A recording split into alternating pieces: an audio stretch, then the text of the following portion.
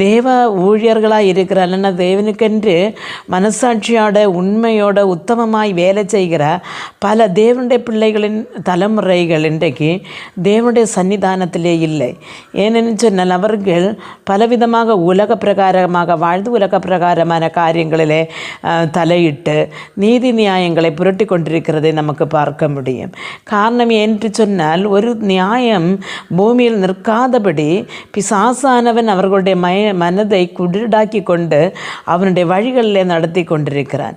அருமையான தேவனுடைய பிள்ளைகளை, நாம் தேவனுடைய சமூகத்திலே நிற்கிறோம் என்று தோன்றினால் நம்முடைய தலைமுறைகளுக்காக நாம் கரங்கள் வைத்து ஜபிக்க வேண்டும். ஏனென்று சொன்னால் வரும் நாட்களிலே நம்முடைய பிள்ளைகள் தேவனுடைய சமூகத்தை விட்டு மாறி நீதி கேடான காரியங்கள், நியாயக்கேடான காரியங்கள் மக்களிடையே செய்யாதபடிக்கு, அவர்கள் தங்களுக்கு தானே சாபங்களை வருத்தாதபடிக்கு நாம் அவர்களுக்காக ஜெபிக்க வேண்டியது